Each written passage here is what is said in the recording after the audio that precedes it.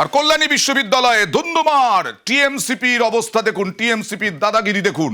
তৃণমূল ছাত্র পরিষদ কাদের উপরে হামলা চালালো বলছি, আগে ছবিটা দেখুন।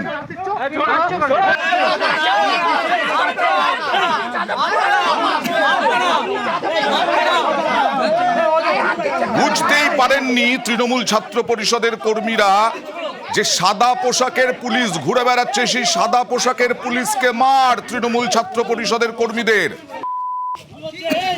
কথা বলবো প্রতিনিধি রঞ্জিতের সঙ্গে। রঞ্জিত, কি করে হলো এই ঘটনা? যাদবপুরে ঘটনাকে এসএফআই এর আজ কর্মসূচি ছিল কল্যাণী বিশ্ববিদ্যালয় ক্যাম্পাসের মধ্যে। ঠিক যেটা অভিযোগ করছে এসএফআই এর পক্ষ থেকে এবং বামপন্থী কর্মচারী সংগঠনের পক্ষ থেকে অভিযোগ করা হচ্ছে যে তাদের কর্মসূচির আগে তারা আলোচনায় ব্যস্ত ছিলেন এই বিশ্ববিদ্যালয় ক্যাম্পাসের মধ্যে একটি জায়গাতে।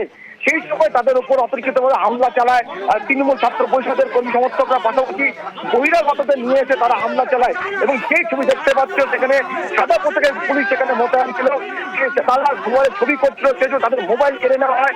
এমনকি সংবাদপত্রে মোবাইলে কেনে টিএমসিপির কর্মী সমর্থকরা, সেখানে পুলিশের সাথে ধস্তাধস্তি মারামারি হয়। পাশাপাশি যারা একবার একটু ধস্তাধস্তিটা দেখাই, মারামারিটা দেখাই দেখি।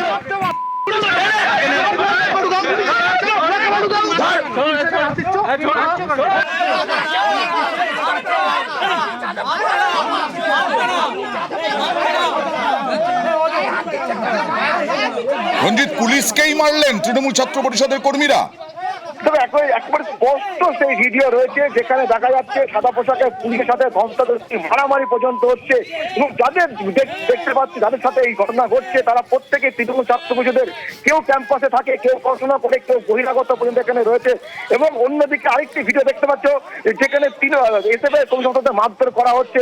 এবং এসএফআই পক্ষ থেকে অভিযোগ তোলা হচ্ছে যে বহিরাগতদের নিয়ে এসে এই ধরনের ঘটনা ঘটানো হয়েছে। যদিও টিএমসিপি সম্পূর্ণ অভিযোগ অস্বীকার করেছে এবং যিনি এই অভিযোগ অস্বীকার করেছেন আকাশ দাস, তিনিও কিন্তু ক্যাম্পাসের যার সাথে বিশেষ কোনো সম্পর্ক নেই এই মুহূর্তে, তিনি নদিয়া দক্ষিণ সাংগঠনিক জেলার সহসভাপতি টিএমসিপি।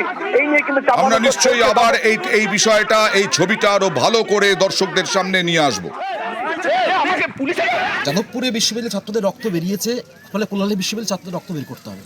আর সেই অনুগত প্রমাণ করার জন্য এরা বহিরাগতদেরকে নিয়ে আজ বিশ্ববিদ্যালয়ের অভ্যন্তরে শান্তিপূর্ণভাবে ছাত্ররা এখানে বসেছিল, একেবারে অতর্কিতভাবে হামলা। এটা কোনো কথা না শুনে অসভ্যদের মতো আচরণ করলো এবং আমাদের ছাত্রদেরকে কিল, চর, ঘুষি, লাথি বেপরোয়াভাবে মারলো।